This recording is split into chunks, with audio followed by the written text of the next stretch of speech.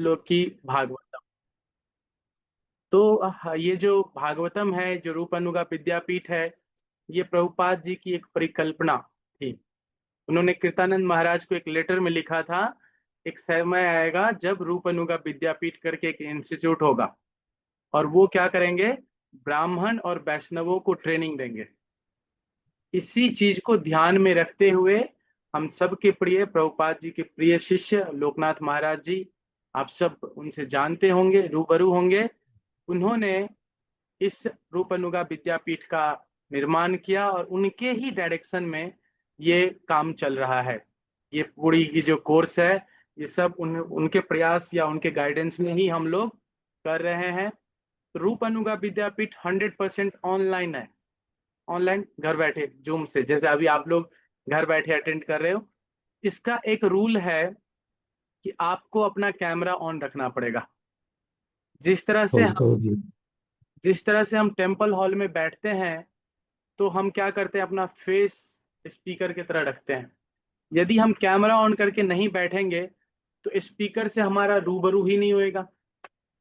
Camera on करके ही यदि class attend करना है तो फिर आप यूट्यूब पे ही कोई नहीं क्लास क्यों नहीं अटेंड कर लेते?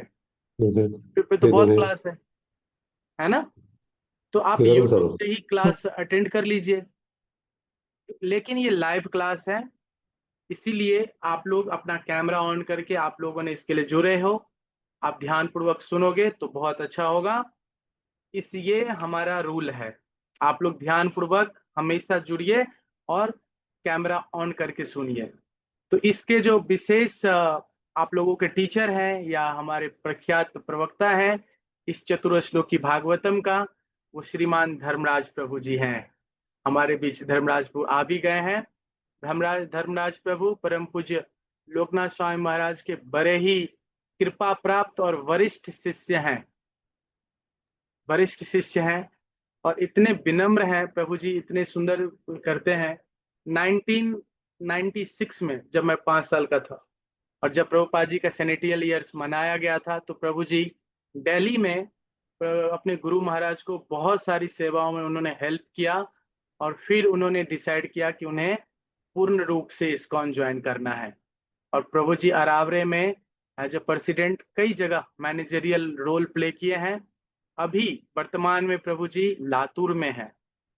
और बताऊं, प्रभु जी रूपनुगा विद्यापीठ पे एसोसिएट टीचर के रूप में भक्ति शास्त्री भी पढ़ाते हैं और कई कोर्सेज करते हैं। प्रभु जी खुद भी भक्ति शास्त्री भक्ति वैभव कर लिए हैं और अभी भी पढ़ाई कर ही रहे हैं। सो ये है प्रभु जी का। So Prabhu ji, over to you.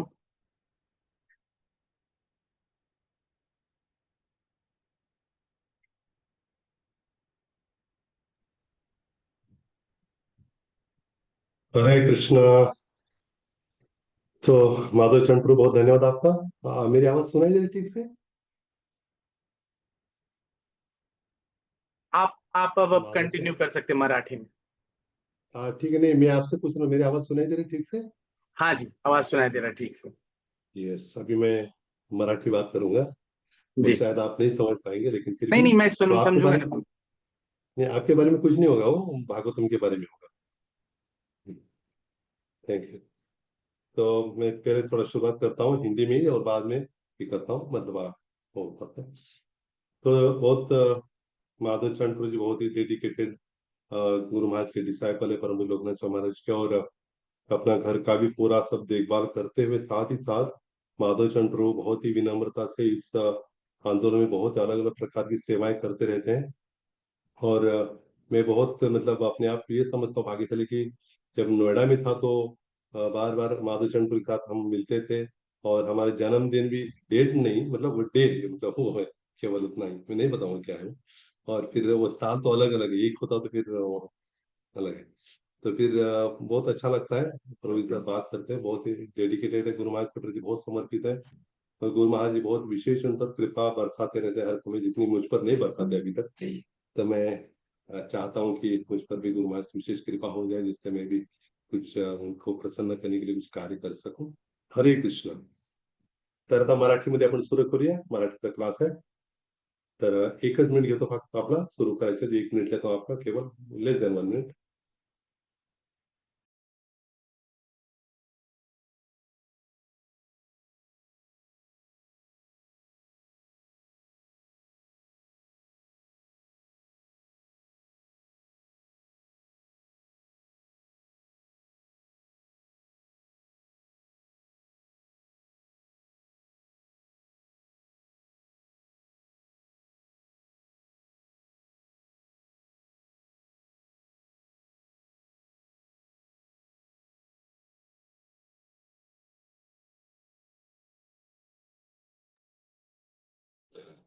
हरे कृष्ण.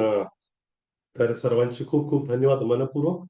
कारण आज आपण या ठिकाणी श्रीमद भागवतम कसं प्रकट झाले या भूतलावरती हे जाणून घेण्यास खूप इच्छुक आहात. आणि मला पण खूप आनंद वाटतोय आपली सर्वांची सेवा करण्यासाठी. आणि मी सांगितलं की माधवचंद प्रभूजी खूप सहकार्य करतात नेहमी आणि प्रत्येकाला माहिती ओळख सांगतायत. तेवढं खरी नसेल थोडंफार त्याचे मसाला वगैरे टाकून सांगत असतात, त्यामुळे तेवढं मनावर घेऊ नका तुम्ही त्यांचं म्हणणं. त्याला नाही कळणार मी बोललेलं. एनिवे, तर खूप धन्यवाद. आपण सुरुवात करूया आपल्या पारंपरिक पद्धतीप्रमाणे जे आपण हे म्हणतो मंगलाचरण ते आपण सुरू करूया. आणि ते सुरू झाल्यानंतर मी सांगेन आपल्याला 4 दिवस काय काय कशा पद्धतीनं या ठिकाणी आपल्याला हे जे सेमिनार असणार आहेत 4 दिवस चतुश्लोकीवरती ते कशा कशा पद्धतीनं असणार आहेत त्याच्याविषयी थोडं छोटं मी पाठवलं होतं ग्रुपवरती. पण बरेच जण नंतर जॉईन झाल्यामुळे कदाचित त्यांनी ते पाहिलं नसेल. पण ज्यांनी पाहिलं त्यांना माहित असेल. आणि त्याच्या आधी मला विचारायचं आहे, आपल्या सर्वांकडे श्रीमद भागवतमचा हा उलटा सॉरी उलटा दिसतोय पण तरी पण नेहमी आपल्याकडे भागवतमचा दुसरा स्कंद आहे ना सर्वांकडे बऱ्यापैकी. असं तर फार उत्तम होईल. मराठीतला तर खूप छान होईल. नसेल मराठी हिंदी इंग्लिश कुठला असू दे पण भागवतमचा दुसरा स्कंद असणं आवश्यक आहे. अगदी नसेलच तरी हरकत नाही, आपल्या मोबाईलमध्ये तर आपण भागवत दुसरा स्कंद शोधू शकता, काय अडचण नाही. ठीक आहे ना. ओके, प्रारंभ करूया. ओम नमो भगवते वासुदेवाय. ओम नमो भगवते वासुदेवाय. ओम नमो भगवते वासुदेवाय. नारायणं नमस्कृत्य नरं चैव नरोत्तमं देवीं सरस्वतीं व्यासं ततो जयमुदीरयेत्. नष्टप्रायेषु अभद्रेषु नित्यं भागवत सेवया भगवती उत्तमश्लोके भक्तिर्भवति नैष्टिके. कृष्णाय वासुदेवाय देवकी नंदनाय च नन्दगोपकुमाराय गोविन्दाय नमो नमः. यं प्रव्रजन्तमनुपेतमपेतकृत्यं द्वैपायनो विरहकातराजुहाव पुत्रेति तन्मयतया सर्वोऽभिनिरुस्तं सर्वभूतहृदयमुनिमानतोऽस्मि. ओम अज्ञानतिमिरान्धस्य ज्ञानाञ्जनशलाकया चक्षुरुन्मिलितं येन तस्मै श्रीगुरवे नमः.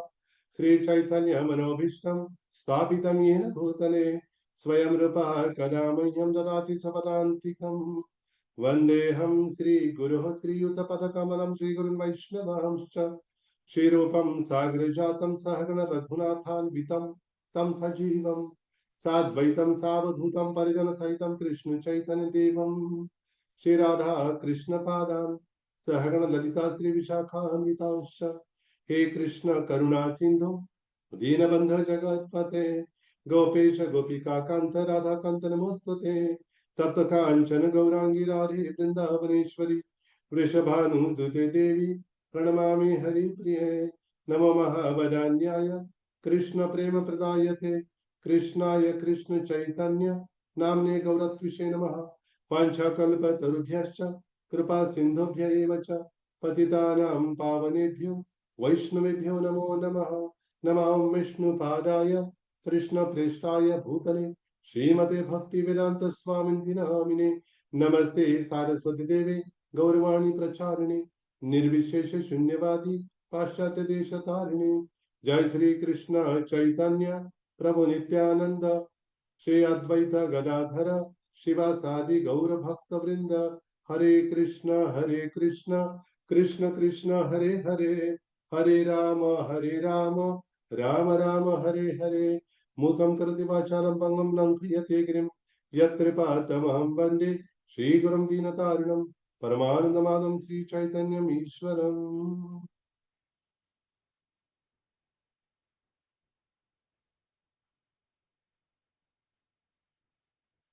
कथञ्चन स्मृते अस्मिन् दुष्करं सुकरं भवेत् विस्मृते प्रथम स्यात् श्री चैतन्यं नमामि तम्. हरे कृष्ण.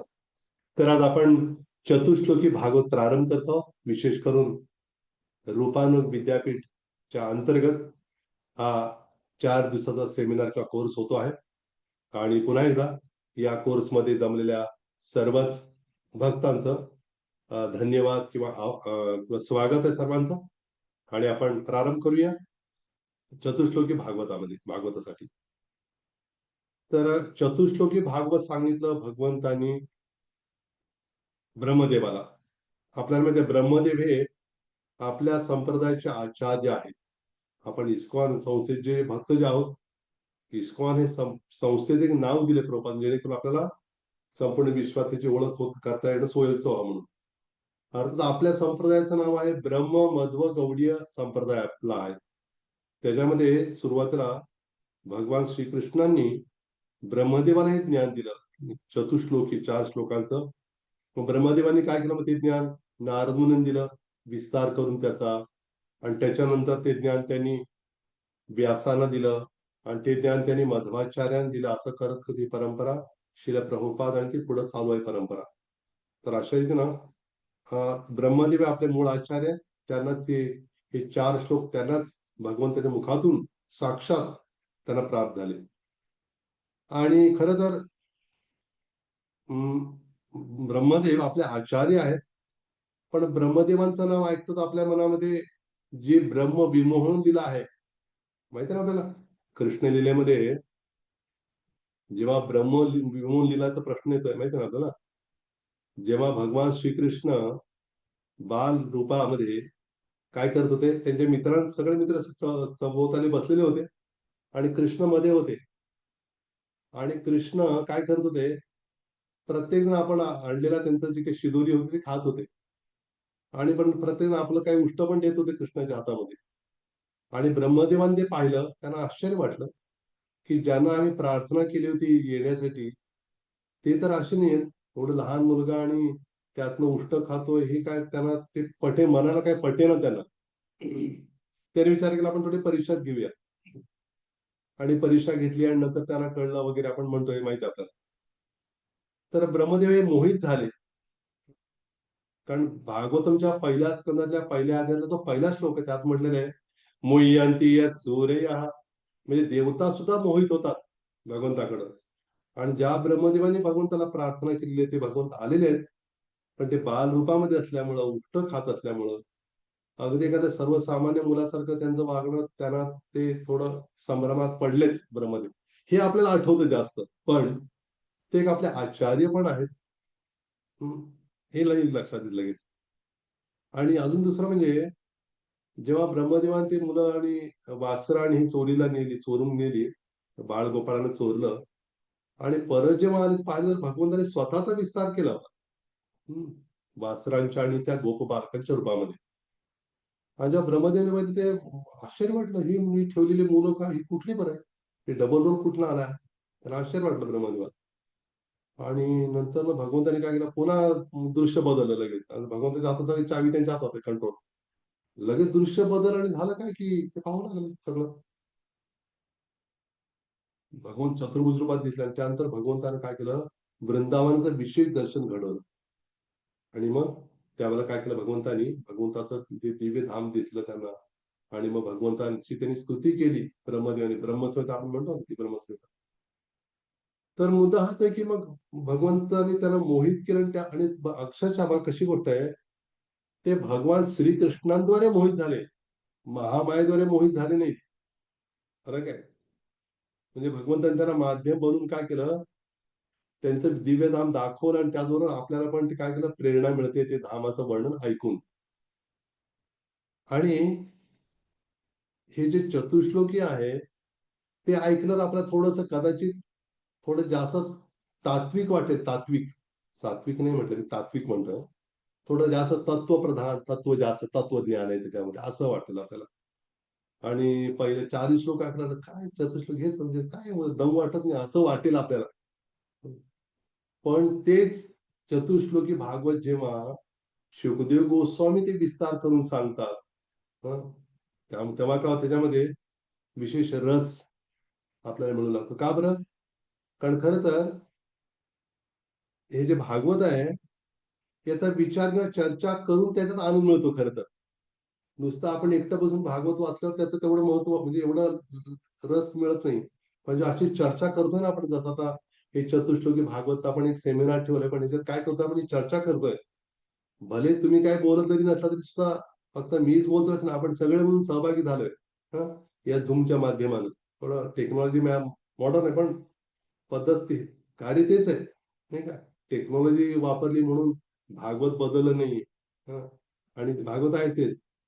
म्हणून त्या भागवताची चर्चा किंवा त्याच्यावर विचार विमर्श जेव्हा आपण करतो, तेव्हा आपल्याला आनंद, तो रस प्राप्त होत असतो. म्हणून श्रीमद भागवतमच्या पहिल्या स्कंदाच्या पहिल्या अध्यायाचा जो पहिला श्लोक आहे, त्याच्यामध्ये स्पष्ट म्हटलेलं आहे. काय म्हटलेलं आहे? नॉट पहिला, तिसरा श्लोक, सॉरी. 1:1:3. काय श्लोक आहे तो? निगम कल्पतरोर्गलितं फलम शुकमुखादमृतद्रव संयुतम पिबत भागवतम रसमालयम मुहुर्हो रसिका भुवि भावुकः. ते म्हणतात की हे भावुकांनो तुम्ही काय करा, भाविकांनो तुम्ही काय करा, हे जे म्हणजे वेदरूपी कल्पवृक्षावरती लागलेले जे पिकलेलं फळ आहे ना, हे फळ तुम्ही काय करा, हे फळ तुम्ही चाखायला सुरू करा. कारण या फळामध्ये काय म्हणे, हे फळ असं फळ आहे की त्या फळाला वर साल पण नाहीये आणि आत कोय पण नाहीये. असं फळ आपण नाही बघत या भौतिक जगात. आपण कुठलं फळ बघतो, वर साल पण आहे आणि आतमध्ये कोय पण असते.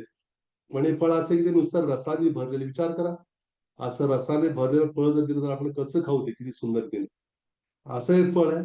आणि विशेष करून शुकमुखात अमृतद्रव संयुक्त, असं एखादं फळ असेल, त्याला पोपटाने चोच मारल्यावर कसं होतं ते फळ?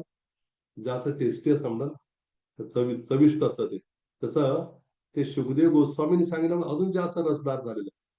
म्हणजे हे भागवतम जेव्हा चर्चा होते, तेव्हा जास्त त्याचा आनंद होतो. आणि विशेष करून आपल्याला माहित असेल की भागवतमच्या 12व्या स्कंदात उल्लेख येतोय, श्रीमद भागवतम पुराणममलम यद वैष्णवानां प्रियम. हे श्रीमद भागवत कसं अमल पुराण आहे, मळ नाहीये, रजगुण तमोगुण नाहीये, पूर्ण विशुद्ध सत्वामध्ये असलेलं आहे. परमहंसांसाठी अर्थात आहे. ज्यांच्यामध्ये मत्सराची भावनाच नाही त्यांच्यासाठी हे भागवत आहे. अर्थात आपला तो प्रयत्न आहे आपण मत्सरित व्हावं म्हणून. आणि म्हणून म्हटलेलं आहे की या भागवतामध्ये कृष्णाचं प्रेम लपलेलं आहे, दडलेलं आहे. आणि आचार्यगण काय करतात, ते आपल्या पुढं प्रकट करतात ते प्रेम. म्हणून म्हटले ना, प्रेमाक्षर वर्षायते, असं म्हटलंय. म्हणजे याचा अर्थ हे प्रत्येक अक्षरातनं श्रीमद भागवताच्या प्रेम पाझरत असतं. जसं एकदा खूप वर्षापूर्वीची गोष्ट आहे, खूप म्हणजे आता खूप पुष्कळ जातात, झाला असेल 20 वर्ष झाली असेल, म्हणतो जास्त पण, खूप अजून जास्त. सोलापूरमध्ये तिथल्या हुतात्मा स्मृती मंदिर नावाचं एक सभागृह आहे. तिथं गुरु महाराजांचा, परमवीर लोकनाथ महाराजांचा प्रवचनाचा कार्यक्रम होता 2-3 दिवसांचा.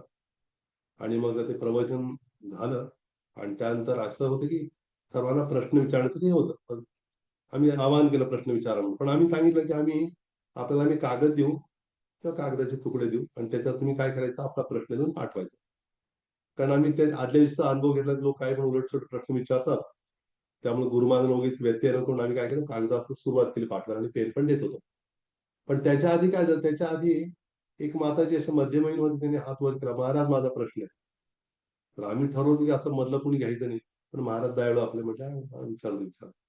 त्यांनी प्रश्न विचारला, महाराज माझा प्रश्न असा आहे की मी असं ऐकलंय, हे भागवत जो कोणी वाचेल त्याला कृष्णाचं दर्शन होईल असं मी ऐकलंय, हे खरं आहे का? पहिला प्रश्न. आणि दुसरा प्रश्न आहे, हे खरं असेल तर तुम्हाला दर्शन झालंय का? हे सगळे बघून काय होईल, काय सांगतील आता महाराज. थोडं थांबले महाराज, म्हणाले हो खरं आहे ते काय. आणि आम्हाला झालं नसतं, त्यांच्या चरणी एवढं वर्ष आम्ही कसं टिकून राहिलो असतो. हरिबोल हरिबोल, म्हणजे याचा अर्थ प्रेमाक्षर वर्षाय, त्याच्यामध्ये प्रेम पाझरतंय. जसं एखादे विहीर आपण हे करताना किंवा बोर हे करताना काय होतं, मग त्यातनं काय पाझरतं, पाणी पाझरतं ना, पाझरतं पाणी. किंवा त्याला झरा झरा असतो. तसं या भागवताच्या प्रत्येक अक्षरातनं प्रेम वाहत असतं, प्रेम. पण ते प्रेम कुठं लपलेलं आहे हे जाणून घेण्यासाठीच तर आपण चतुश्लोकी भागवत काय करतोय, प्रयत्न करतोय आपण हे जाणून घेण्याचा. आणि असं म्हटलेलं आहे की हे श्रीमद भागवत आस्वादन करण्याचं, नुसतं एक बौद्धिक गोष्टीसाठी किंवा फार मोठ्याच्यावर काही संशोधनाचा मुद्दा नाही. खरं त्याच्यातनं काय, याचं आस्वादन करायचं. आपल्याला समजा एखादं काही रसमलाई किंवा काय दिलं असेल आपल्याला, आपण असं म्हणले भाऊ कशी रसमलाई, नुसतं बघत राहिलो चारी बाजून फिरत नाही. आपण लगेच ते कसं खायचं तेच बघतो ना, कसं ते ग्रहण आस्वादन घ्यायचं तेच करतो, बघतोय तसं आहे. आणि हे 4 श्लोक जेव्हा ऐकले ब्रह्मदेवांनी, त्यांना भगवंतावर खूप श्रद्धा वाढली, अजून भागवतावर खूप प्रेम जडलं त्यांचं. आणि म्हणजे आपण ऐकलेलं ते परत परत ऐकलं तर जास्त लाभ होतो. आणि आपण आता विशेष करून अर्थात हे करूया, स्क्रीन शेअर करूया.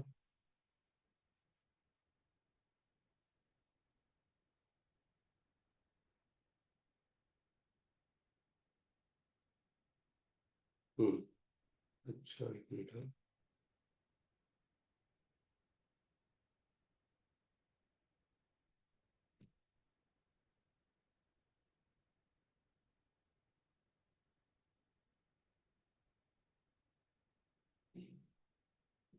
दिसते आपल्याला काहीतरी, काहीतरी नाही म्हणजे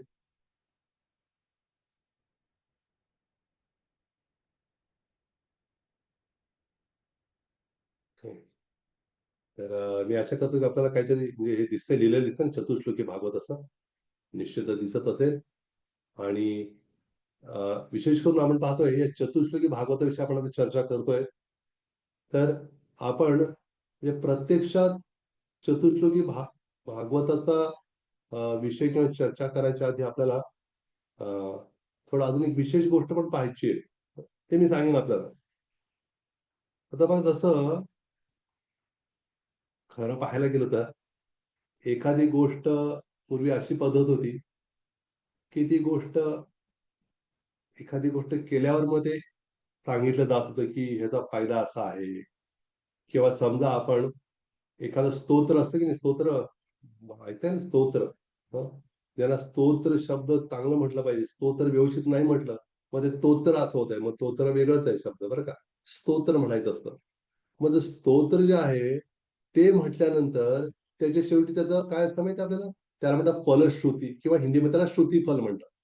की हे तुम्ही ऐकल्यावर काय फायदा होणार आहे बरं, याचं वर्णन दिलेलं असं कुठं त्या, तसं आपण श्रीमद भागवताचं पण आहे ना, की हे अध्याय जो कोणी वाचेल, ही लीला वाचेल, त्याला असा लाभ होईल. चैतन्य चरितामृतात पण आपण वाचतो ना, की जो कोणी ही लीला वाचेल त्याला काय होईल, असा फायदा होईल.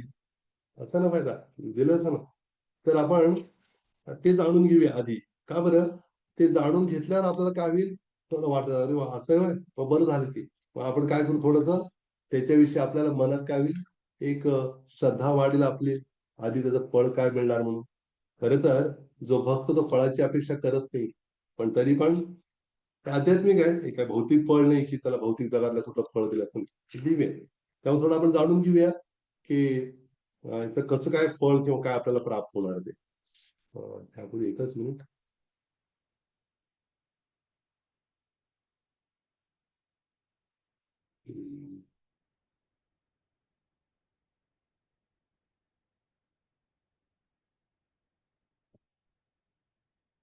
हम्म, ठीक. तर मग आता मी सांगत होतो की हा जो चतुश्लोकी भागवतात नेमकं काय आहे हे थोडं मी आधी सांगणार, मग आपल्याला थोडं पुढे जाऊ, फलश्रुत सांगतो.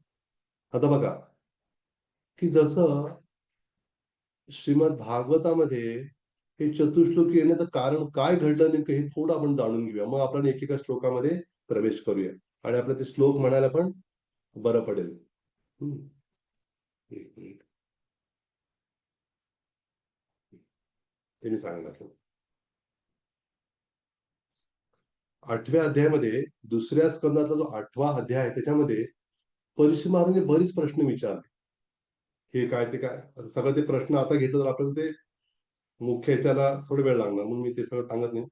खूप प्रश्न विचारले आणि त्या प्रश्नाचं उत्तर देताना शुकदेव गोस्वामी ते फार मोठं वैशिष्ट्य आहे. ते काय सांगतात की की असं असं घडलं होतं, असं झालं होतं, असं सांगत सांगत ते काय करतात, मग हळूहळू रंगवतात सगळी गोष्ट.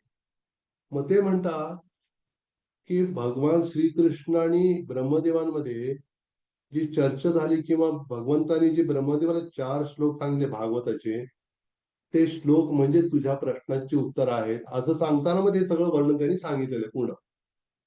मग ते सांगत असताना झालं काय नेमकं बघा आता, की मी सांगतो आता की जो 37वा श्लोक आहे तो का घेतोय आपण, त्याचं कारण आहे, त्याला काय म्हटलेलं आहे, फलश्रुती. आता आपण थोडं फलश्रुतीकडे येऊया. म्हणजे आपल्याला ते करताना सोपं होईल. आणि मी काय करतो आता, स्क्रीन शेअर करतो. मग तो फॉलोअर्स आपणही म्हणा माझ्या मागं. नाहीतर काय होईल, मीच बोलत जाईन आणि तुम्ही काहीच म्हणणार नाही. पण अर्थात आपल्याला म्हणजे अनम्यूट वगैरे नाही करणार, कारण तसा वेळ हे होईल. ठीक आहे.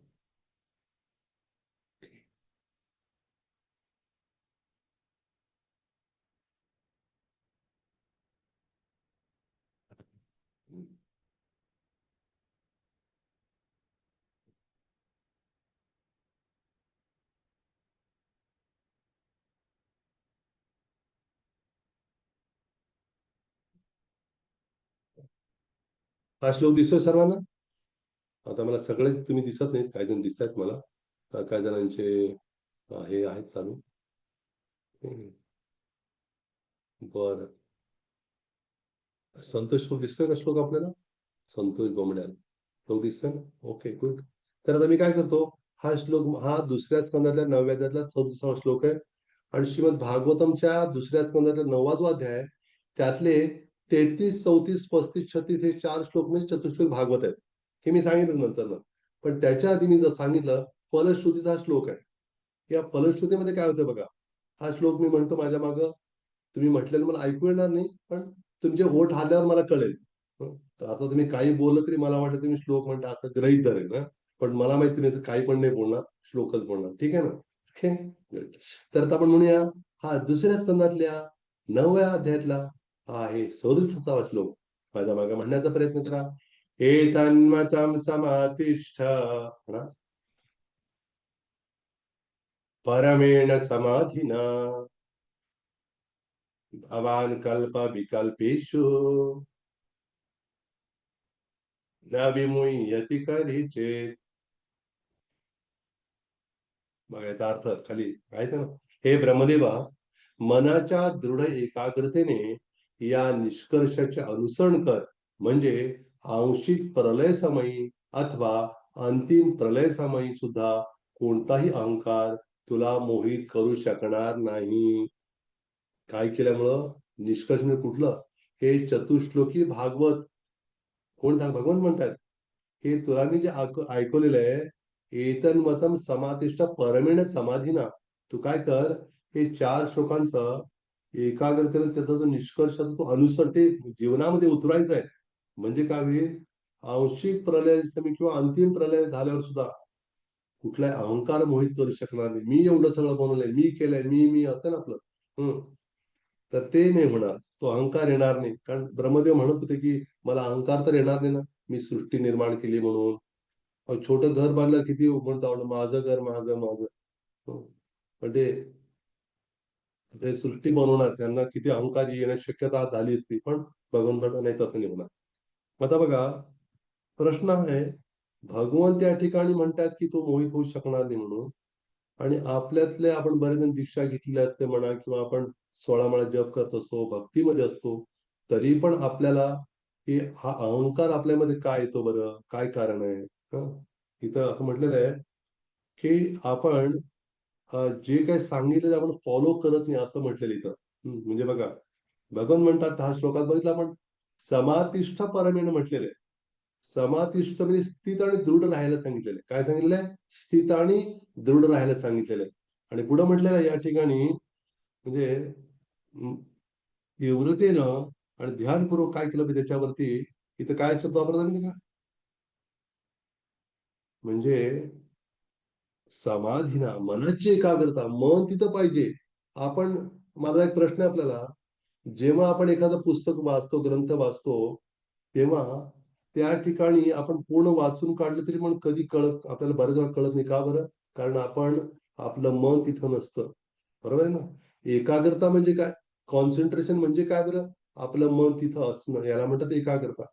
आणि भगवान म्हणतात, तो दृढतेनं, एकाग्रतेनं तू काय केलं पाहिजे, ध्यानपूर्वक हे समजून घेऊन हे जीवनामध्ये उतरवलं पाहिजे. तसं गाय असेल ना, गाय, हा, तिच्या ती खाताना एकदम भरभर खाऊन टाक सगळं, पण नंतर ना ती रवंथ करू लागते, बरोबर आहे ना? जेणेकरून ते पुन्हा व्यवस्थित चावून चावून काय करते, बारीक करून मग ते बरोबर पचतं ते. तसं आपण काय करायला, आपण ते ऐकतो त्याचं मनन करायला हवं. मनन आणि निधिध्यासन म्हणजे त्याच्यावरती विचार करून पुन्हा मग ते आपण जीवनामध्ये उतरवलं पाहिजे. मगच ते काय होणार आतमध्ये मूर्त. लोणचं असं माहिती लोणचं, ते म्हणत का लोणचं आहे का लोणचं तुमच्या घरी? घाबरू नका, मी येणार नाही. तर आहे म्हणतात माताजी, रुपाली माताजी हो म्हणतात. आता ऐकू नाही हो, पण मानेवर नाही कळलं. तर लोणचं असतं नाही का? पण लोणचं आज जर आपण लोणचं लगेच खाणार का आपण? नाही. ते मुरतं ना, त्या टाकलं तिखट असेल, मीठ जे काय म्हणतात ते मुरल्यानंतर ते लोणच्याची चव चांगली लागते ना. त्याच पद्धतीनं आपण ते मुरलं पाहिजे कशामध्ये? या भागवतामध्ये. ते महत्वाचं आहे. भगवान म्हणतात, तसं जर कोणी केलं तर न विमुह्यती, तो मोहित होत नाही.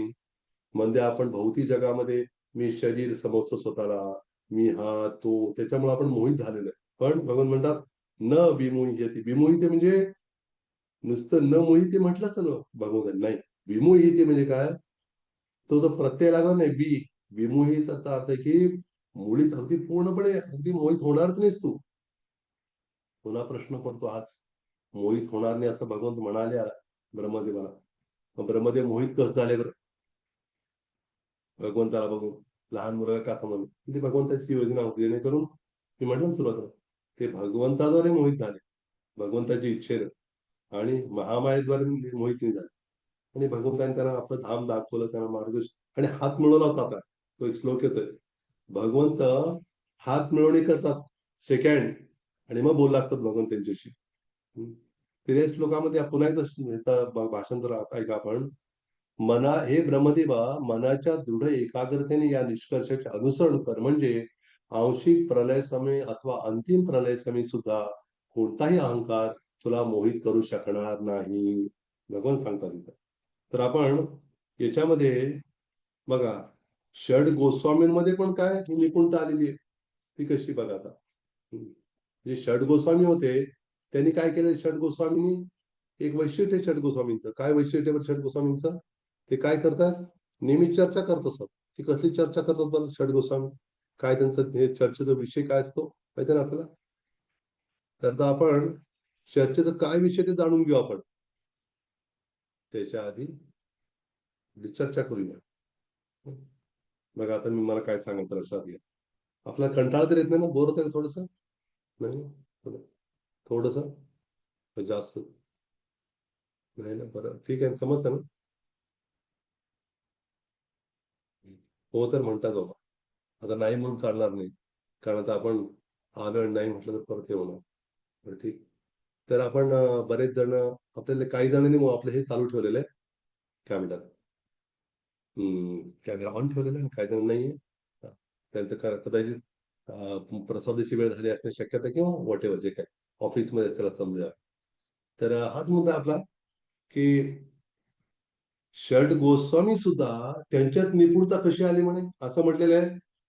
नाना शास्त्र विचारणैक निपुण, सधर्म संस्थापक, लोकानां हितकारिण त्रिभुवने, मान्य शरण्याकर, राधा कृष्ण पदारविंद भजना, नंदेन मत्तालिका, वंदे रूप सनातनो रघुयुगो, श्रीजीव गोपालको. त्यांनी काय, शास्त्र सगळी चर्चा करायची, नाना शास्त्र विचारणे, विचार विमर्श करायचे शास्त्रामध्ये. आणि मग त्यांनी काय केलं? मग सद्धर्म संस्थापक, मग धर्मस्थापना आणि विशेष करून लोकांना हितकारिणो, फक्त स्वतःनी केलं, लोकांना सहभागी करून घेतलं. आणि काय केलं? मग नेहमी राधा कृष्णांच्या चरणामध्ये नेहमी त्यांचं काय असायचं? मन रमलेलं असायचं. तेव्हाच होईल म्हणजे भागवत समजणं खूप आवश्यक आहे. आणि असं करता करता भगवंताची चर्चा करता करता करता काय होईल? आपल्याला भगवंत समजून येतील किंवा दिसू लागतील भगवंत. गुरु महाराज एकदा म्हणाले होते की आपण भक्ती करता करता अशी एक वेळ आपल्याला जीवनामध्ये येईल की त्या ब्रह्मांडामध्ये कशी खिडकी दिसेल, त्या खिडकीतनं आपल्याला भगवंताच्या राधा कृष्णांच्या दिव्य लीला दिसू लागतील आपल्याला. तर त्यामुळं आपण हे सगळं करतोय, अर्थाला सर्टिफिकेट काही नाही, तरी पण आपण येत्या चांगली गोष्ट आहे. बऱ्याच विचार सर्टिफिकेट काय आहे का? नाही हो, असं आहे का? बरं राहू दे. सर्टिफिकेट वरती भर असतो, पण तुमचा सर्टिफिकेटवर भर नाही हे सिद्ध केलंय तुम्ही इथे येऊन, ठीक आहे? तर त्यामुळे आपण हे 2-4 दिवसात काय करू सेमिनार चालू ठेवूया. आता आता आपण घेऊया की चतुश्लोकी भागवताविषयी आपण चर्चा करूया. आता आपल्याला लक्षात आलं की आपण एकाग्रतेनं हे श्रवण करून जीवनामध्ये उतरवलं तरच काय होणार, आपण मोहित होणार नाही. हे या चतुश्लोकी भागवताची फलश्रुती आहे. जो कोणी चतुश्लोकी भागवत ऐकेल, जीवनामध्ये उतरेल, तो भौतिक जगामध्ये मोहातनं सुटेल. असं अर्जुनानं गीता ऐकल्यावर काय म्हटलं माहिती अर्जुन? काय म्हणाला अर्जुन? नष्टो मोह स्मृती लब्धा गतसंदेह करिष्ये वचनं. हे कृष्ण, आपल्या मुखातून हे ज्ञान मी जेव्हा ऐकलं तेव्हा काय झालं म्हणे, माझा मोह नष्ट झाला.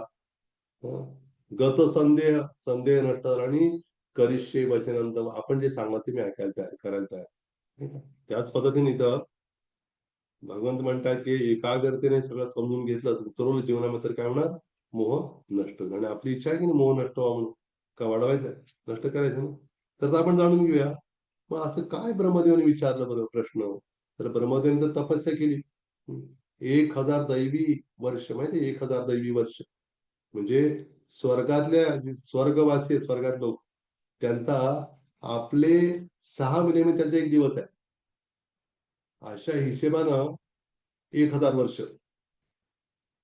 हे दैवी वर्ष म्हणतात.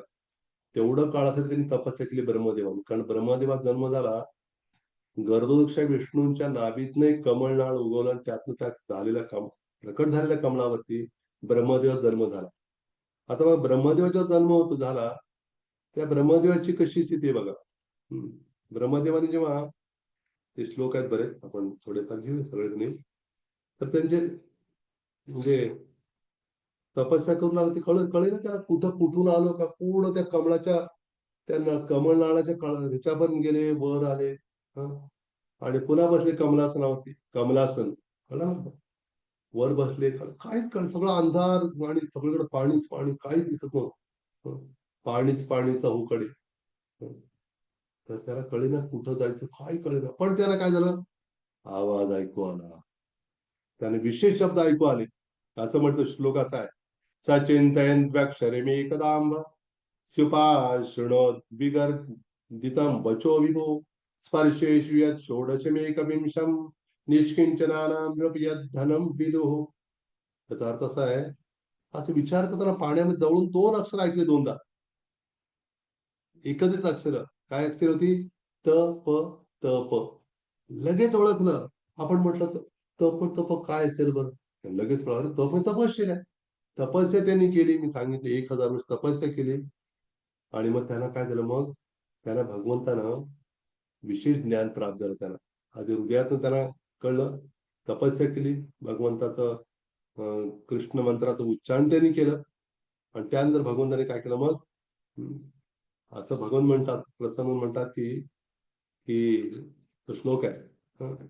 तर भगवंत म्हणतात की खरं तर म्हणे ब्रह्मदेवा, मी तुमच्यावर खूप प्रसन्न आहे. का बरं? कारण तपस्या ही काय म्हणे, मनुष्याचं खरं खरं सौंदर्य, खरं अलंकार आहे ना. आपण इस्कॉनचे फक्त काय पावडर बिवडर काही लावायची गरज नाही, ते न लावतात तेजस्वी दिसतात, नाही का. आपल्याला वेगळं काय क्रीम काय आवश्यकता नाही, बाकी त्यांना गरज सर कदाचित, पण फक्त त्याच्या तपाच्या सामर्थ्यानेच काय होतात, मग त्याला त्याची आवश्यकता भासत नाही. आणि ते म्हटलेलं आहे की भगवंताने त्याने काय केलं, आपलं दिव्य धाम दाखवलं, दर्शन दिलं, धामात दर्शन झालं. त्या आधी श्लोकात वर्णन आहे. आणि भगवंत सुंदर दर्शन झालं त्यांना. आणि दर्शन झालं, धामात दर्शन, भगवंत दर्शन, आणि धामातल्या त्या रहिवाशांचं पण दर्शन. आता हे का बघा, हे का वर्णन केलं तुम्हाला नंतर कळेल. जेव्हा भगवंत पहिल्या चतुश्लोकीला पहिला श्लोक बोलते ना, तेव्हा सगळं उलगडेल आपल्याला, हे का सांगितलं आज. आणि पुढं लक्ष्मी पण भगवंताच्या चरणांची सेवा करत होती. आणि त्याजवळ त्यांनी काय पाहिलं की तिथं भगवंताचे सगळे जे द्वारपाल वगैरे सगळं सगळं त्यांनी ते सगळं दिसलं त्यांना, धामच दिसलं. आणि भगवंताचं दिव्य रूप होतं. असं म्हटलं, इतकं आकर्षित झाले भगवंताकडे ते, भगवंताचं रूप पाहून. जसं माहिती आहे ना आपल्याला, ते 4 कुमार ब्रह्मदेवचेच पुत्र ना, नंतर झालेले मानस पुत्र. आणि त्यांनी जेव्हा बघितलं तर भगवंताला, आधी ते द्वारपाल जाऊ देत नव्हते. 7व्या दाराला अडवलं जेवी, नाही इकडे कुठं चाललाय तुम्ही, जायचं नाही. मग त्याने म्हणजे कसं काय चाललं इथं, कसं काय तुम्ही इकडं तिकडं चाललाय. मग जेव्हा त्याने आत प्रवेश केला, ऑफकोर्स प्रवेश करायचं दारातच त्यांना भगवंत दिसले, त्यांचं दर्शन झालं. त्यांच्या चरणी अर्पणी तुळशी सुगंध घेताच काय झालं, ते फार मोठे भक्त बनले. खूप स्तुती केली भगवंताची. ते म्हणतात की आम्ही आमच्या पिताश्रींकडनं आपलं वर्णन ऐकलं होतं, पण तरी पण एवढा विश्वास नव्हता. पण आता तुमचं दर्शन झालंय, तुमच्या चरणांच्या तुळशीचा गंध नाकात गेला, आता आम्हाला काय झालं, पुन्हा तुमच्या श्रद्धा दृढ झालेली असं ते म्हणतात. तो श्लोक आहे त्यांचं तसं म्हणण्यात. ते म्हणतात म्हणण्यापेक्षा त्यांच्यातल्या परिवर्तनाचा तो श्लोक आहे. तो श्लोक असा आहे, तस्यारविंद नयनस्य पदारविंद किंजलकमिश्र तुलसी मकरंद वायू अंतर्गत स्वविव्रेण चकार तेषाम संक्षोभम अक्षरजुषामपि चित्त तन्वो. म्हणजे नाकामध्ये सुगंध जाताच काय झालं, ते निराकारवादी त्यामध्ये ब्रह्मवादी, पण नाकात सुगंध गेल्यावर काय बनले, फार मोठे भक्त बनले भगवंताचे, असा त्याचा अर्थ आहे. म्हणून इथं भगवंताचं सुंदर दर्शन केलं, भगवंत आपल्या सुंदर आत्मावर विराजमान होते, सगळ्या शक्ती वगैरे सगळ्याच शेजारी होत्या. त्याच्यात ते त्यांच्या शक्तीवर अवलंबून नव्हते, ते शक्तिमान आहेत भगवंत. आणि अशा भगवंताला जेव्हा पाहिलं ब्रह्मदेवाने, काय झालं, अंतकण आनंदाने भरून आलं त्यांचं. आणि दिव्य प्रेम आणि त्यात तल्लीनतेमुळं काय झालं, त्यांच्या डोळ्यातनं अश्रूच्या धारा वाहू लागल्या. आणि मग असं बघितलं भगवंताला काय केलं, ते नतमस्तक झाले. एक म्हण आहे माहिती का मराठीमध्ये, दिव्यत्वाची जेथ प्रचिती ते ते कर माझे जुळती.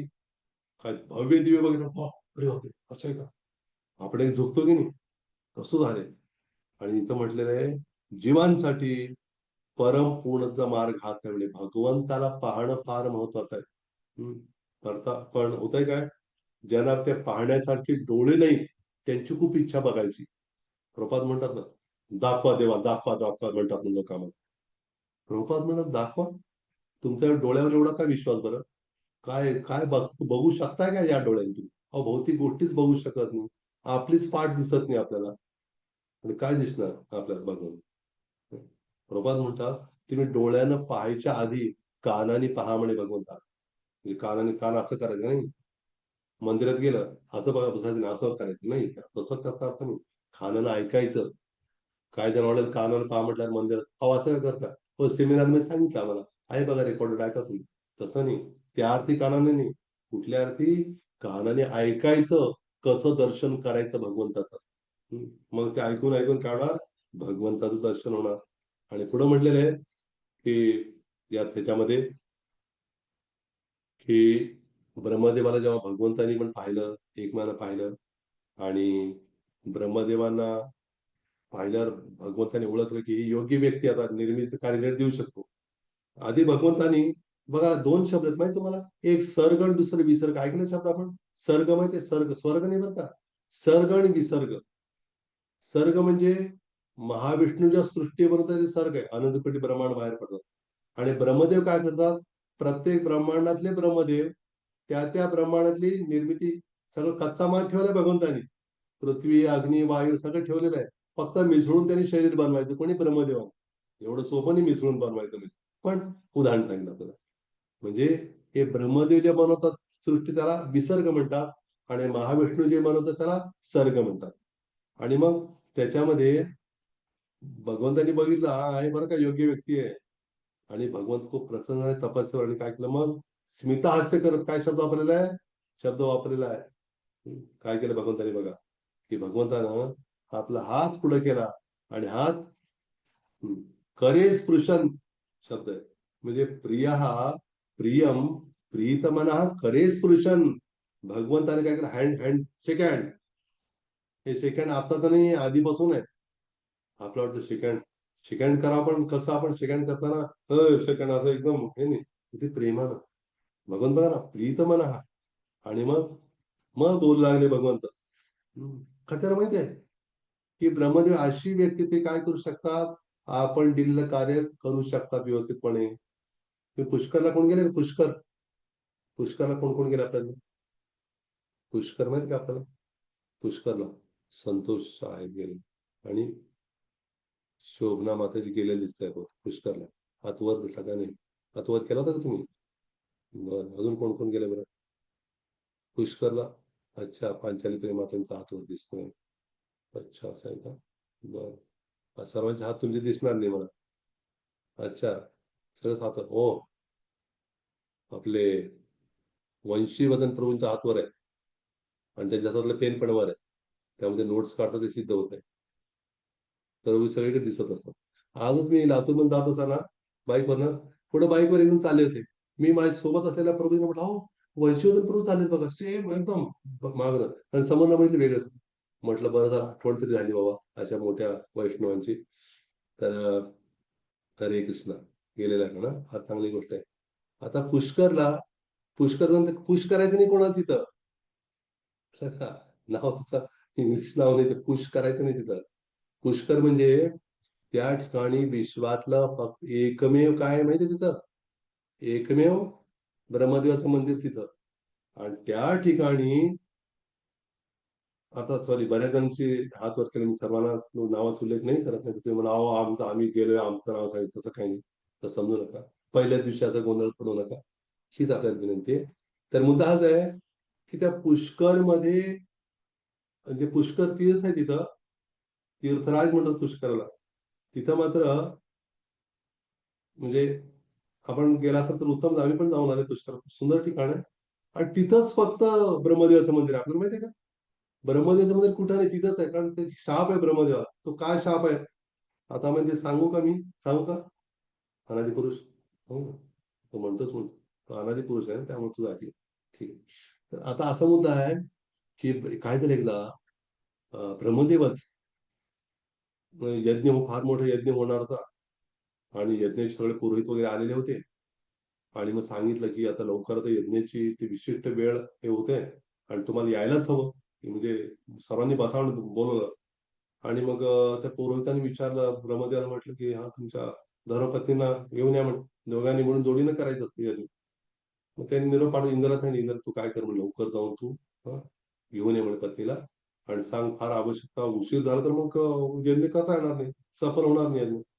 मग इंद्राने लगेच गेलं, सांगितलं त्यांच्याकडं, सांगितलं असं असं माताजी. तर माताजी म्हटलं काही शब्द माहित नाही काय म्हटलं तर म्हटलं असं तुम्ही लवकर काय करा, यज्ञासाठी बोलवलं. हो लगेच आलेच म्हणे. आता काय कसं म्हणे की सगळं आवरायचंय, आता आवरून वगैरे हे करायचंय, आणि बाकीच्या ज्या देवतांच्या ज्या पत्नी आहेत त्यांना पण घेऊन यायचं, मी एकटीच सोडते ना. आणि आता ब्रह्मदेवची पत्नी म्हणजे एकटी झाल्यावर बरं दिसणार नाही ना, थोडं घोळका पाहिजे ना सोबत. मग ते म्हटले की नाही मी सगळ्यां, इंद्र काय बोलणार, काय बोलणं शक्य नव्हतं. मग इंद्र आले, म्हटले असं झालंय, ते आता सांगितलं त्यांनी, सगळं आवरायचं, आवरावर घरातली आवरावर, स्वतःची आवरावर, आणि बाकीच्यांच्या आवरावर, सर्वांना घेऊन यायचं म्हणजे अवघडच आहे थोडं. गोष्ट अवघड आहे, काही जणांना कळलं असेलच ते.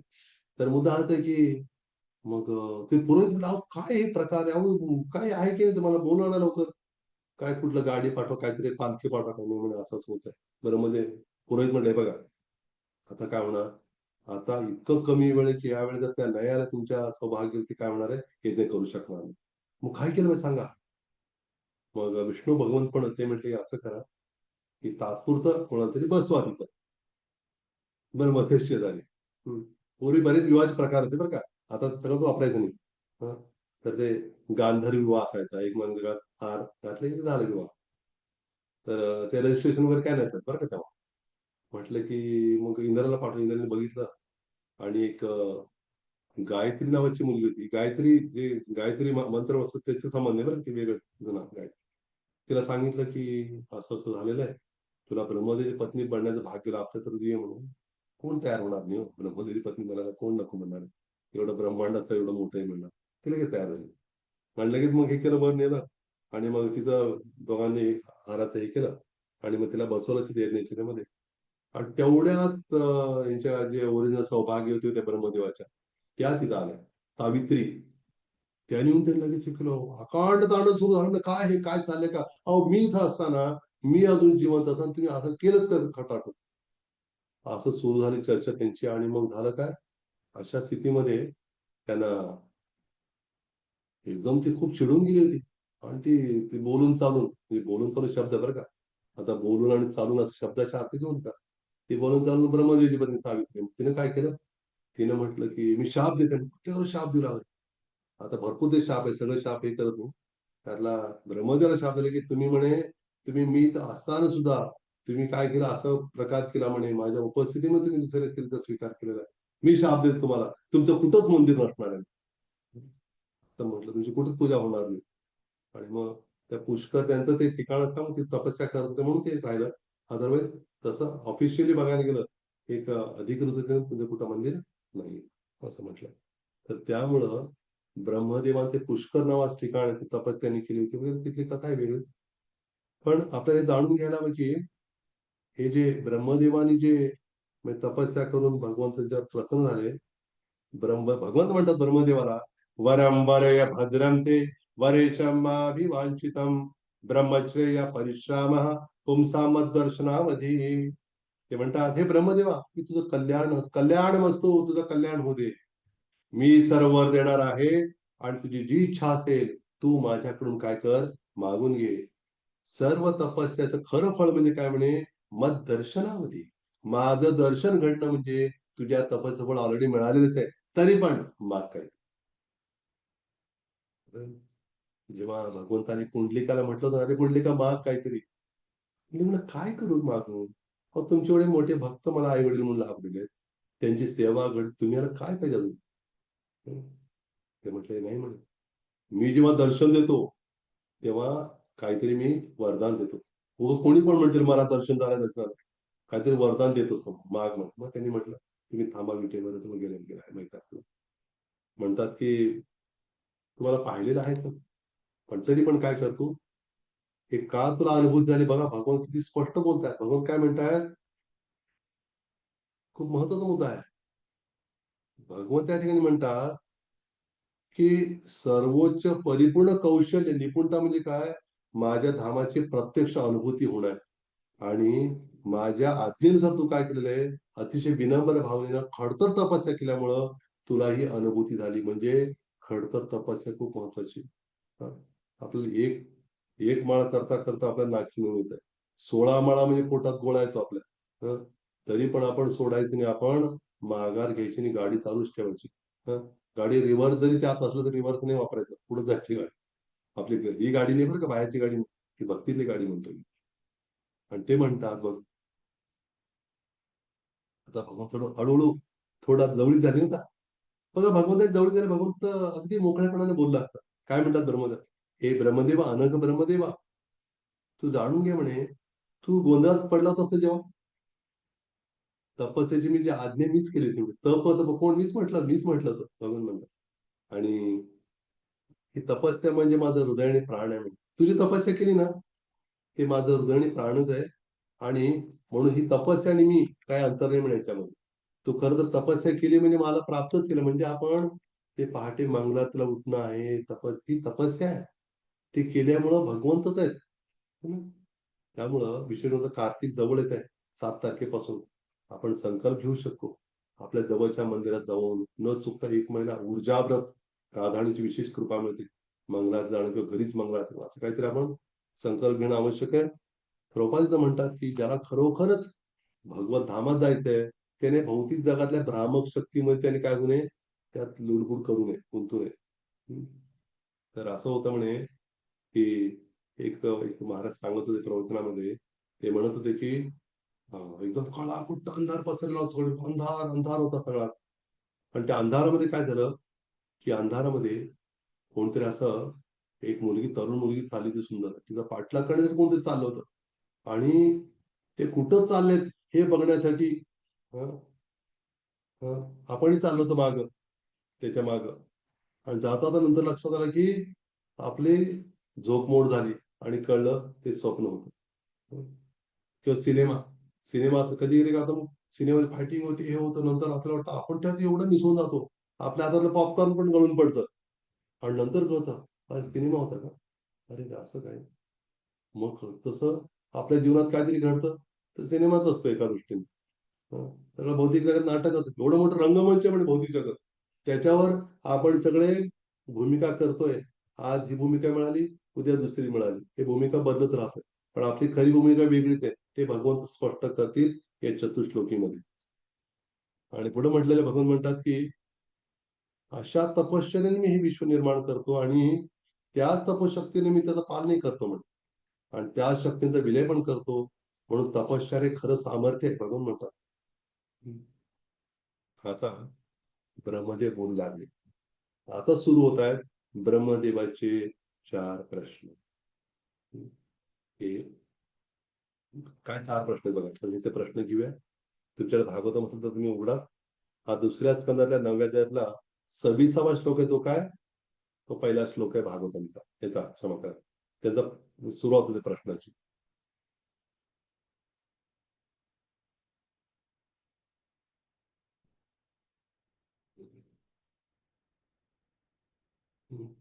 आता हे प्रश्न विचारतायत ब्रह्मदेवांना. क्षमा करा, भगवंताला ब्रह्मदेव विचारतात प्रश्न. ते प्रश्न असे आहेत.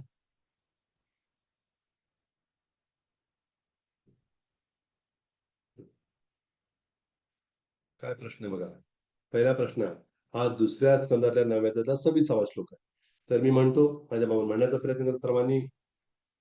तथापि नाथ मानस्य नाथ नाथय नाथितम परावरे यथा रूपे जानीयांते त्वरूपिणः. आता किती आश्चर्याची गोष्ट आहे याच्यामध्ये. भगवंतानी काय केलेलं आहे, सॉरी ब्रह्मदेवानी चारदा काय म्हटलेलं आहे? नाथ नाथय नाथय नाथ मानस्य नाथ नाथय नाथितम म्हटलेलं आहे. का म्हटले चारदा? एक नाथ म्हणजे नाथ भगवंता, नाथ आहे म्हणजे याचना करतो, आणि नाथीतून म्हणजे काय? काय मला प्रदान करा. आणि नाही, प्रदान करा. आणि नाथ मानस म्हणजे जो तुमच्याकडून अपेक्षा करायला आलेला आहे. तर तुम्ही काय करा, मी याचक आहे. म्हणजे एक आहे नाथ, पहिलं नाथ मानायचं म्हणजे तू याचना करतोय, आणि नाथ म्हणजे भगवंत आहेत ना. आणि नाथ आहे म्हणजे कृपा करावी, आणि नाथित म्हणजे जशी तुमची इच्छा आहे. तर असं आपल्याला माहिती आहे ना, आपलं जे ब्रह्मांड आहे त्या ब्रह्मांडाच्या ब्रह्मदेवाला किती मुख आहेत? 4 मुख आहेत. आणि जेव्हा हे ब्रह्मांडाचे 4 मुखातले ब्रह्मदेव आहेत, ते सर्वात छोटं ब्रह्मांड आहे आपलं. अशा अनंत कोटी ब्रह्मांड आहेत, महाविष्णूच्या रोमारोमातून बाहेर पडणारे. त्या ब्रह्मांडाच्या ब्रह्मदेवाचे काही जणांचे 10 डोके आहेत, 100 आहेत, 1000 आहेत, सहस्त्रमुखी ब्रह्मदेव पण आहेत त्या ब्रह्मांडाच्या आकाराप्रमाणे. कारण तेवढे जास्त डोके म्हणजे काय, त्यांना जास्त त्याचं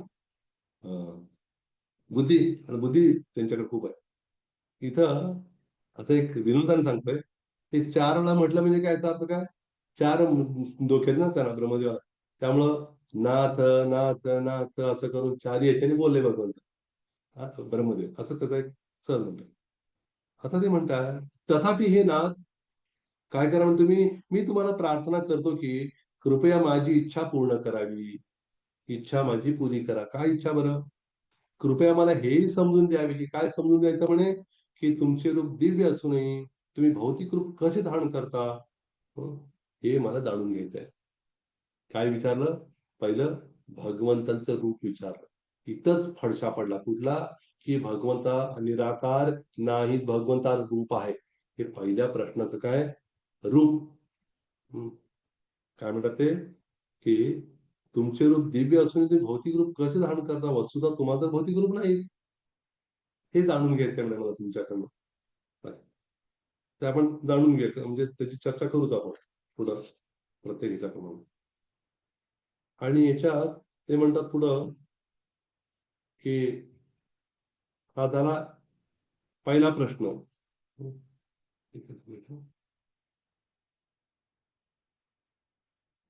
या पहिल्या प्रश्नामध्ये आता आपण अजून त्याच्यावरती थोडी चर्चा करणार आहोत. वेगळ्या वेगळ्या आचार्यांनी याच्यात काय सांगितलेले या श्लोकांवरती, हे पण चर्चा करणार आहोत. येस. ते म्हणतात की आता बघ, 4 श्लोक मी सांगतो आपल्याला ते प्रश्न. आता या प्रश्नाचं उत्तर भगवंत चतुश्लोकीच्या पहिल्या श्लोकामध्ये सांगतात, या श्लोकाचं उत्तर. आता भगवंत ब्रह्मदेव म्हणताय, सॉरी परत थोडे शब्द चुकतोय. आणि कृपया मला सांगा, श्लोक म्हणतो मी, यथात्ममाया योगेन म्हणा नाना शक्त्युपबृंहितम विलोंपन विसृजन गृणन बिभ्रदात्मानमात्मन. आणि कृपया मला सांगा, तुम्ही स्वतः प्रलय, उत्पत्ती, स्वीकार व पालन यासाठी विविध संयोग मिश्रणाने निराळ्या शक्ती कशा प्रकट करता? म्हणजे हा प्रश्न आहे, शक्तीविषयीचा प्रश्न आहे. काय प्रश्न आहे हा? आधीचं रूप होतं, आता शक्ती. भगवंतांच्या विविध आध्यात्मिक आणि भौतिक शक्ती कशा कार्य करतात बघा, थोडं कळलं ना आपल्याला. आधी रूप आहे, रूपाविषयी विचारलं म्हणजे रूप आहे. दुसरं काय विचारलं? शक्ती. शक्तीविषयी विचारण्याचा अर्थ काय? भगवंताची शक्ती आहे. म्हणजे एक एक गोष्टी इथंच उलगडतात आपल्याला, थोडी चर्चा समजून घेतलं तर. म्हणजे याच्यामध्ये, या श्लोकामध्ये ते म्हणतात बघा, याचा अर्थ थोडं जाणून घ्या की भगवंत जेव्हा या अर्थात ब्रह्मदेवाच्या प्रश्नांना उत्तर देतील, तेव्हा हळूहळू त्याचं विश्लेषण करतीलच. पण या श्लोकामध्ये ब्रह्मदेवाच्या प्रश्नाचं थोडस जाणून घेऊया बऱ्यापैकी. तसं सूर्यप्रकाश म्हणजे आपल्याला माहिती आहे ना, सूर्यग्रह पण आहे ना, सूर्यग्रह. सूर्यग्रहावरती सूर्य व्यक्ती पण आहेत. आता सूर्य कोण आहे? सूर्यदेव विभस्वान आहेत. भगवान श्रीकृष्ण म्हणतात ना गीतेमध्ये, हेमाम विभस्वते योगम प्रोक्तवान अहम अव्ययम.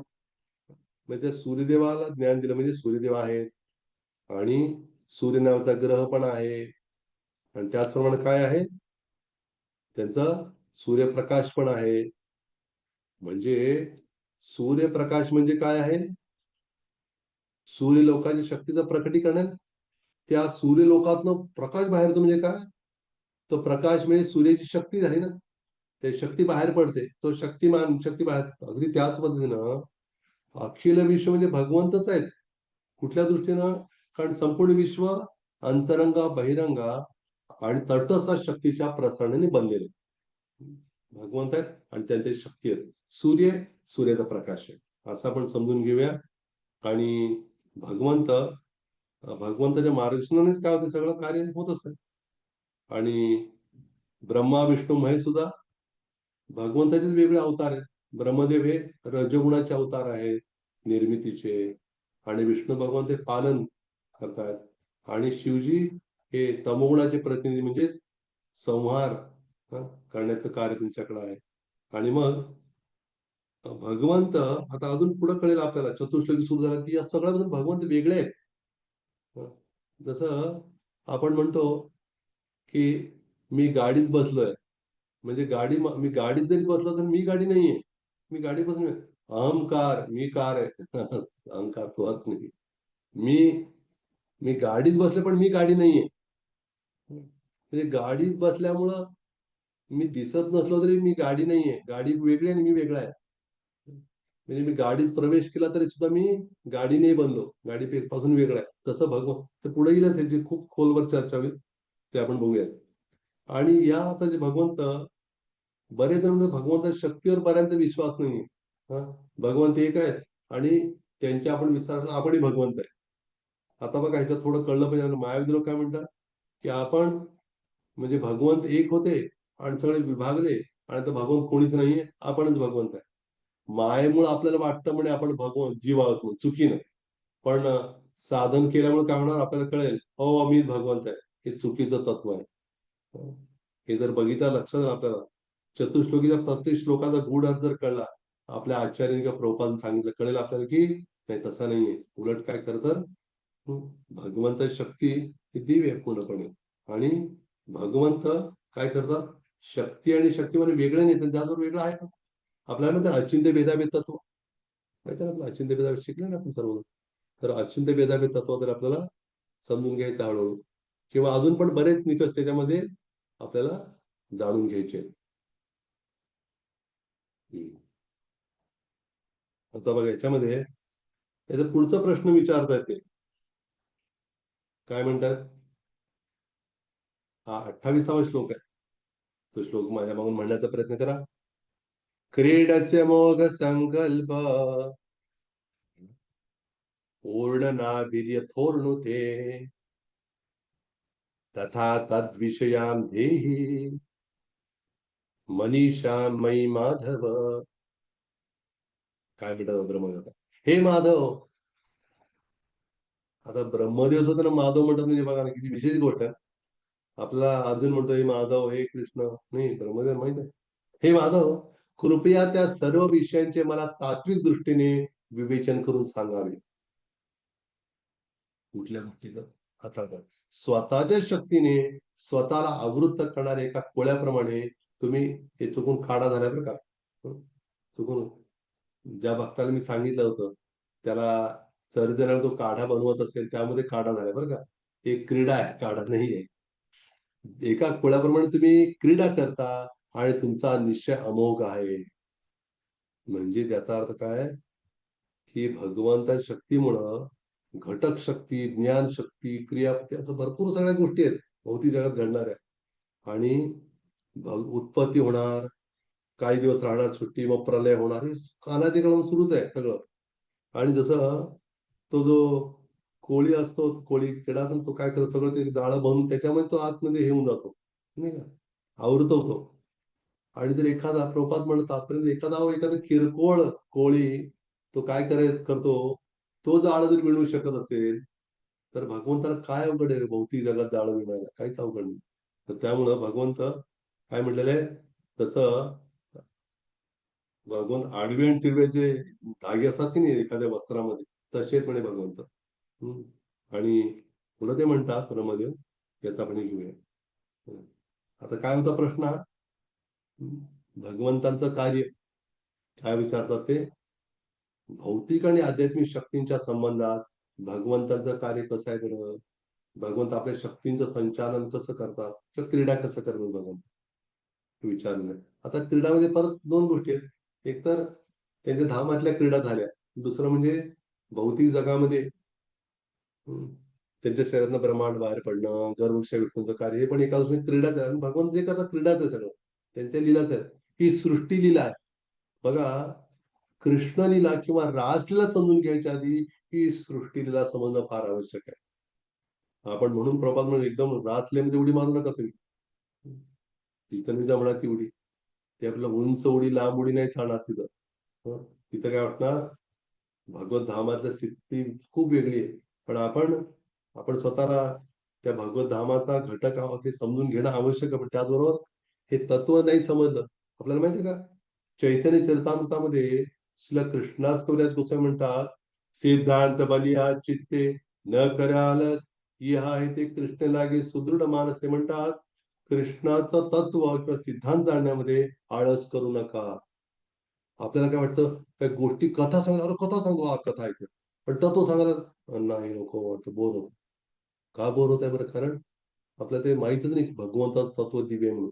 मग गीतेमध्ये किती ठिकाणी भगवंत म्हणतात, जन्म कर्म च मे दिव्यम एवं यो वेत्ती तत्वतः.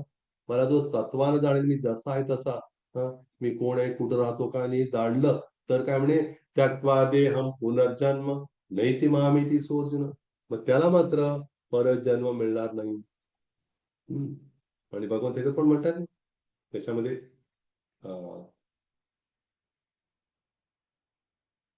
गुरुंची चरण घेण्याविषयी श्लोक आहे ना, त्यात विद्ये प्रणिपातेन परिप्रश्नेन सेवया उपदेक्षन्ति ते ज्ञानम ज्ञानिनस्तत्वदर्शिनः. भगवंत म्हणतात ना, की काय कर म्हणे तू, हे अर्जुना, ते जाणून घे. तू काय कर, ज्यानं माझं तत्व जाणलंय अशा व्यक्तीकडे तू जा आणि काय कर, तू तत्वानं जाणून घे मला. आणि त्यांच्याकडनं जाणून घेऊन तू परत काय कर, भगवान म्हणतात, तू जाणून घेऊन तू स्वीकार कर म्हणे भक्ती. ते तुला मार्ग दाखवतील गुरु. तर त्यामुळे फार आवश्यक आहे हे समजून घेणं. आता पुढच्या श्लोकात बघूया आपण. आता याच्यामध्ये किती विशेष श्लोक आहे बघा. आपल्याला एखादी सेवा जेव्हा दिली जाते आपल्या वरिष्ठांकडनं, गुरुजनांकडनं, गुरूंकडनं, ती करताना आपल्यामध्ये अहंकाराची भावना, हे मी करतोय हा भाव येऊ नये, असं वाटणं, आणि येऊ नये असेल तसं आपण जाणून घेणं खूप महत्वाचं आहे. ब्रह्मदेव या श्लोकात तीच आपली भीती व्यक्त करते. काय म्हणतात, माझ्या मागे म्हणा सर्वजण, भगवत शिक्षितम अहम करवाणी ह्यतंद्रितः नेहमाना प्रजा सर्गम बद्धेयम यदनुग्रहात्. त्याचा अर्थ आहे, कृपया मला हे सर्व सांगा, जेणेकरून भगवंतांच्या उपदेशानेच मला या सर्व विषयांचे शिक्षण प्राप्त होईल आणि अशा रीतीने प्रजोत्पादन करण्यासाठी मी साधन मात्र होऊन कार्य करू शकेन, पर प्रजानिर्मितीच्या कार्याने बद्धही होणार नाही. इथं त्यांनी म्हटलं की काय होईल, ब्रह्मदेवांना आपल्या व्यक्तिगत बळावर कार्य करायची इच्छा नव्हती. तुम्ही मला शक्ती देऊन तुम्ही माझ्याकडे करून, याला म्हणतात निमित्त मात्र. अर्जुन म्हणत होता युद्ध केल्यावर हे होईल ते भरपूर बोलत होता. बघा म्हणे नाही, ऐक ऐक तू माझं ऐक म्हणे. भगवान म्हणे तू माझं ऐकून घे. काय ऐकायचं म्हणे, तू काय बन निमित्त मात्रम भव सर्वे साक्षी. तो निमित्त म्हणजे कर्तव्य म्हणून कार्य कर, मी तुझ्याकडनं करून घेतोय. भगवान दाखवते काळ रूप दाखवलं. अर्जुन म्हटला कोण आहे तुम्ही, कोण आहे. भगवान म्हटले कालोस्मी लोक क्षयकृत प्रवृद्धो, मी काळ आहे वै समय हूं. ऐकलं ना? मी काळ आहे. आणि बघितलं ते तोंडात ज्वाळा येत आहेत आणि सगळे सैन्य सगळे तोंडात चाललेत त्यांच्या. भगवंताने मी मारलेलं आहे सर्व, तू काय मारणार आहेस, पण माझी इच्छा तू निमित्त बनावं म्हणून, तुला ते श्रेय क्रेडिट तुला मिळावं अशी माझी इच्छा आहे. अहो भगवंत कोणाला पण उभं करू शकतो, त्याला काय अवघड आहे. मग अर्जुना कळलं अरे खरंच की म्हणून. मग अर्जुना स्वीकार, यस तुम्ही म्हणाल तसं मी करायला तयार आहे. तसा आता इथं निमित्त बनायची इच्छा होती. Becoming an instrument. गुरूंच्या हातातलं आपल्याला काय बनायचंय, खेळणं बनायचंय. हं? तसं लहान मुलं असं ते आईच्या जवळच असतं, ते आई सांगत तसं ते करत होतं छोटं असताना. त्यामुळे आपण गुरूंच्या आदेशाचं पालन करत आपण सेवा करायची भगवंताची. आणि भगवद्गीतेत पण स्पष्ट म्हटलेलं आहे, जो अं, त्यात पण ते चतुश्लोकी भगवद्गीता बरं का ती. कुठले श्लोक माहिती ना, 10व्या अध्यायातला 8, 9, 10, 11 त्यातले विषय 10 आणि 11 श्लोक आहे ना. कुठले श्लोक आहेत ते, तेषां सतत युक्तानां भजतां प्रीतिपूर्वकं ददामि बुद्धी योगम तम येन माम उपयांति ते. भगवान स्पष्ट म्हणतात, तू प्रेमाने आणि सतत माझी जर भक्ती प्रेमय सेवा जर केली, जर काय होईल, निश्चितपणे तू काय होशील, तू मला प्राप्त होशील. भगवान म्हणतात म्हणजे आपण समजू शकतो, मी तुला अशी बुद्धी देईन ज्याद्वारे तू मला माझ्याकडे येशील. आणि त्याच्या पुढच्या 11व्या श्लोकात म्हणताय, श्लोक पण महत्वाचा आहे. ते म्हणतात तेषामेव अनुकंपार्थम अहम अज्ञानजं तमः नाशयाम्यात्म भावस्तो ज्ञानदीपेन भाषता. मी माझ्या विशेष भक्तांवर कृपा करण्यासाठी, जे माझं सतत आणि प्रेमाने माझी सेवा करतात, त्यांच्यावर विशेष कृपा करण्यासाठी मी काय करतो म्हणे, त्यांच्या हृदयातला अज्ञान अंधकार नष्ट करून ज्ञानाचा दिवा पेटवतो. त्यांना पेटवतो म्हटलं नाही भगवंतांनी, ज्ञानाचा दिवा पेटवतो म्हटलं. तर म्हणून आपण हे समजायला भगवंत कृपा करायला तयार आहेत, पण आपण ती कृपा घेतो की ते आपल्यावर आहे. म्हणून इथं या तात्पर्यात कृपात म्हणतात की ब्रह्मदेवांना जरी ते विश्वातील सर्वोच्च पदावर नियुक्त होते, तरी पण काय म्हणे, अहंकाराच्या या गर्तेपासून स्वतः त्यांना वाचवायचं होतं, अहंकारी बनायचं नव्हतं. आपण छोटं काही 4 गोष्टी दिल्या, किती अहंकार आपल्यामध्ये.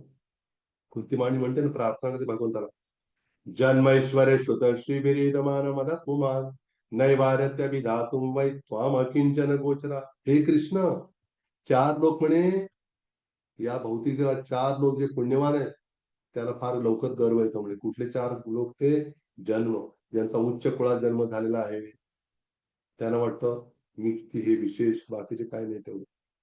ऐश्वर्य म्हणजे धर्मात, आणि जन्म श्रुतश्री म्हणजे फार विद्वान आहेत आणि सुंदर आहेत, त्यांना वाटतं काय मला याची आवश्यकता नाही, फार नुकसान आहे म्हणतात. पण कोण तुमच्या गेलं म्हणे, ज्यांच्याकडे काय तो अकिंचन गोचर, त्याच्याकडे काहीच नाही. काहीच नाही म्हणजे काय, इतर खरंच काही नाही, किंवा सगळं असून पण माझं काही नाही, ते सगळं तुमचंच आहे. ते तुमची शरण घेऊ शकतात म्हणून, ते तुम्हाला खरं जाणू शकतात. म्हणून तर म्हटलेलं आहे की तो अहंकार नकोय म्हणे मला, अहंकारवर दूर ठेवा. आणि ते म्हणतात की तुम्ही विशेष करून काय केलेलं म्हणे, तुम्ही मला याच्यामध्ये म्हणतात आपल्या उपदेशांचे अहंकार व बंधनाविना पालन करण्यासाठी माझ्यावर कृपा करा. सेवेसाठी कृपा आहे, किंवा साधन मला करता येऊ दे. आपल्याला माहिती आहे ना, साध्य प्राप्त करण्यासाठी काय आवश्यक आहे बरं, एखाद्याला साध्य प्राप्त करायचंय, काय पाहिजे त्याला. समजा उदाहरण द्यायचं झालं, आपल्याला एखाद्या गावाला जायचंय. आता तुम्ही समजा कुठल्या तरी एखाद्या गावात आहे, समजा पुण्यामध्ये एखादा कोणी, त्याला मुंबईत जायचंय. जाण्यासाठी काय हवंय त्याला? साधन हवं ना. बस असेल किंवा विमान असेल किंवा काय असेल त्याचं व्हेकल असेल, काही अगदी साधन का असे नका, पण त्याला ते साधन असल्याशिवाय साध्य गाठता येणार नाही. म्हणून साधना असेल तर साध्य भेटणार. म्हणून ही साधना भक्ती करतोय आपण. आणि साधना भक्ती करत साधना धनी केली तर मग भावभक्ती आणि प्रेमभक्ती कशी भेटणार आपल्याला? बरं, ऍडमिशन घेतलं इंजिनिअरिंगला आणि काय जातच नाही कॉलेजला, ते कसं इंजिनियर होणार? नाहीच होणार. मग त्यामध्ये साधन असेल तर मग साध्य भेटणार. साधनेविना साध्य नाही भेटणार. है ना? पण असा अहंकार येऊन यासाठी काय करतात, प्रार्थना करतात. आणि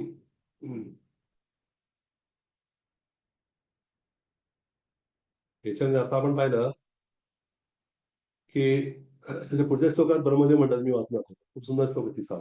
ते म्हणतात, हे भगवंता, हे अजन्मा मित्राने मित्राशी हस्तांदोलन करावं जणू काय अगदी बरोबरच असतात. हात मिळवतो म्हणजे काय बरोबरच असतात. तसं तुम्ही माझ्यासारखं केलं मी. पण काय होईल की मी वेगळ्या प्रकारे प्राणी मात्रांच्या निर्मितीमध्ये पूर्णपणे गुंतून जाईल, तुमची सेवा करण्यात व्यस्त होईल आणि माझ्यात काय गोंधळ असणार नाही. पण माझी प्रार्थना आहे म्हणे, एवढं सगळं करताना मीच सर्वश्रेष्ठ आहे असा अहंकार माझ्यात उत्पन्न होऊ नये, एवढी माझी इच्छा आहे. इथं प्रभुपाद तात्पर्य सुरुवातीला सांगतात की ब्रह्मदेवाचा भगवंताशी कुठल्या रसामध्ये संबंध आहे म्हणे? सख्य रसामध्ये, सख्य भाव. सख्य भाव आहे त्यांच्यामध्ये, तो रस आहे.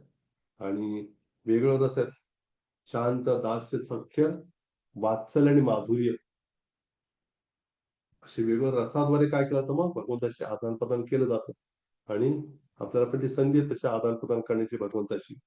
आणि त्यामुळे आपण आज आज पाहिलं आजच्या या म्हणजे पहिल्या दिवशीच्या क्लासमध्ये आपण सगळं लक्षात आलं असेल आपल्या बऱ्यापैकी की आपण सुरुवातीला पाहिलं ब्रह्मदेवाने कशी तपस्या केली ते पाहिलं. आणि त्यातून त्यांना तप तप हे शब्द ऐकल्यामुळे त्यांनी तपस्या केली. आणि त्याचप्रमाणे त्यांना भगवंत प्रसन्न झाले त्यांची तपस्येवरती. त्यांनी भगवंताला सांगितलं वर मागा म्हणून. आणि त्यांनी काय केलं मग? वर मागण्याऐवजी त्यांनी 4 प्रश्न विचारले ब्रह्मदेवानी. 4 प्रश्न, त्याच्यामध्ये पहिलं भगवंताच्या रूपाविषयीचा प्रश्न आहे, दुसरा भगवंताच्या शक्तीविषयीचा प्रश्न आहे, तिसरा भगवंताच्या लीलेविषयीचा प्रश्न आहे, आणि चौथा भगवंताची कृपा प्राप्त करण्यासाठी मी कसं काय सेवा करू त्यांची, अहंकार रहित. अशा रीतीने काय केलं, हे प्रश्न त्यांनी विचारलेले. आणि आज आपण काय करूया, आज आपल्या वेळेनुसार 7:30 ते 9 ची वेळ आपली. तर आपलं कालावधी थोडंच राहिलेलं आहे. तर या वेळेमध्ये मला वाटतं अजून एक 10 मिनिटं आहे शिल्लक. तर आपले काय आजच्या सत्राविषयी काही प्रश्न असतील. आता चतुश्लोकी तर आपण उद्या, पहिला श्लोक उद्या घेतो. अजून चतुश्लोकी प्रत्येक सुरू नाही झालं. चतुश्लोकीच्या आधीचा पण एक श्लोक आहे. त्या श्लोकावरती ओके, ठीक आहे, काय हरकत नाही.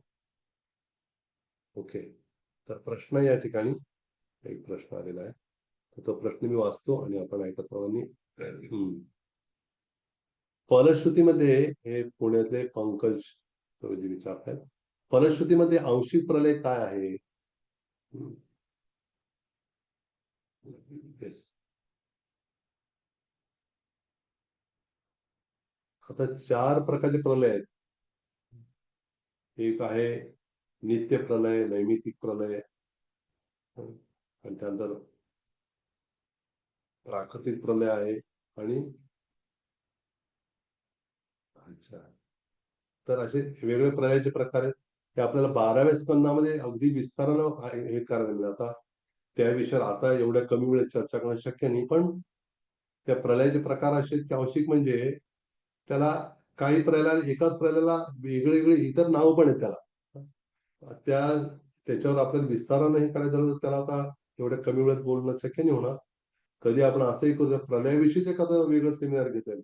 4 प्रलय कुठले, त्या प्रत्येक प्रलयाची वेगळी नावं कुठली आहेत, त्या प्रलयामध्ये काय घडतं. मी थोडक्यात सांगतो की जे नित्य प्रलयामध्ये काय होतं की रोजचा प्रलय, रोजच आपण काय करतोय, म्हणजे थोडं थोडं करत आपण मरणाच्या जवळ जातो की नाही. आपण मरण जवळजवळ येतं की नाही आपल्या, है ना? आपण मरणाच्या जवळ चाललोय, तो प्रलय नित्य प्रलय.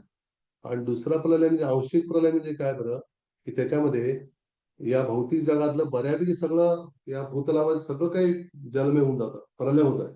पण वरच्या लोकांमध्ये प्रलय येत नाही तिथं. म्हणजे ब्रह्मदेवाचा दिवस संपलेला आहे, रात्र सुरू झाली फक्त. ब्रह्मदेव पण आहेत आणि वरचे निवासी पण स्वर्गातले ते. पण जेव्हा नंतरचा महाप्रलय जेव्हा होईल, नैमित्तिक प्रलय, तेव्हा काय होतं म्हणे, तेव्हा तर पूर्णपणे ब्रह्मदेवाचे 100 वर्ष संपलेले असतात, त्यावेळेला महाप्रलय होत होतो. प्रांशिक प्रलय म्हणजे एका दृष्टीने काय, की ब्रह्मदेवाची रात्र सुरू होते तेव्हा तो प्रलय सुरू होतो असं म्हटलं, आणि पुन्हा मग दिवस सुरू झाला की पुन्हा सृष्टीची रचना किंवा सगळ्या ही गोष्टी होतात. तर असं म्हणजे सृष्टीची रचना नाही, फक्त जे जे लोक हे झाले ते पुन्हा एकदा त्यांना संधी भेटते, पुन्हा एकदा शरीर त्यांना प्राप्त होतात असं आहे ते. अर्थात ते मी थोडक्यात सांगितलं, विस्तारानं हवं तर आपण परत कधी वेगळी चर्चा करावी लागेल. तर अजून कोणाचे काही प्रश्न आहेत का त्या व्यतिरिक्त? हरे कृष्ण प्रभुजी, दंडवत प्रणाम. ह्या रेकॉर्डिंग मिळेल का ह्याचं? अच्छा, या क्लासचं? रेकॉर्डिंग मिळेल का मी ते सांगू शकत नाही, कारण असं करावं तुम्हाला, तुमचा जो ग्रुपवर तुम्ही आहे त्या ग्रुपवर तुम्ही ऍडमिनला काय करा, मेसेज करा. माझ्या जर ते असतात रेकॉर्डिंग ठेवतात तर तुम्ही त्यांना संपर्क केले तर मग रेकॉर्डिंग निश्चितच देतील किंवा ग्रुपवर आपल्याला शेअर करतील, तसं आपण रिक्वेस्ट केली तर. आपण मेसेज करा आणि मग निश्चितच आपल्याला हे होईल. अगर इस ग्रुप में अभी पता नहीं प्रभु जी है कि नहीं, माधव चंटू है, तो उनसे रिक्वेस्ट है कि वे यहाँ पर हमें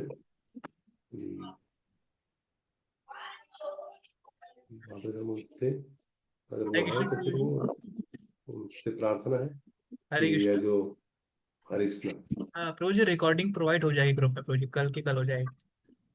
ओके, दॅट्स इट. तो मिळणार आपल्याला, काय अडचण नाही. अजून काय प्रश्न काय आपल्याला आहे, काय विचारत आहे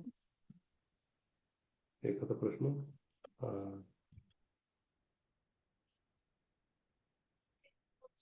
युट्यूबवर असेल का? आता युट्यूबवर असेल, आता ते काय मी एवढं विस्तारानं आता या भागवत मध्ये काय कुठं दिसलं नाही, लिहिलेलं नाही युट्यूबवर आहे का म्हणून. तर तुमच्या तुलसी सेविनी मातांचा प्रश्न आहे, त्यांना आहे करायचं का तुम्ही करताय?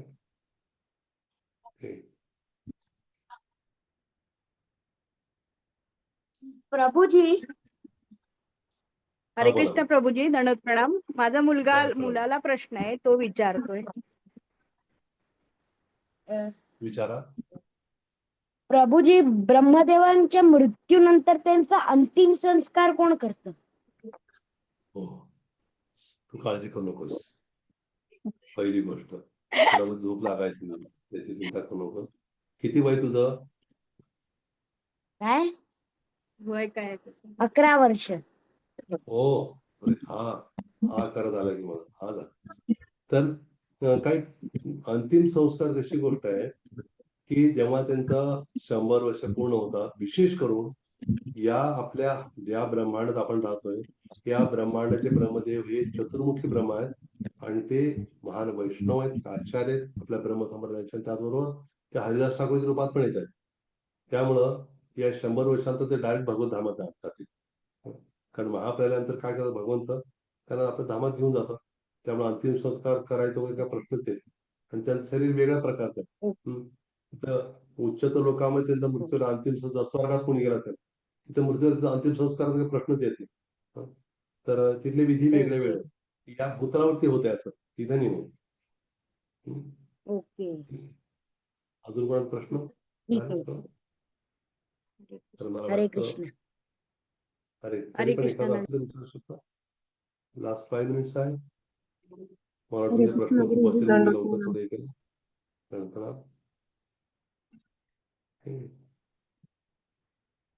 ठीक आहे, मग मला वाटतं थांबायला हरकत नाही.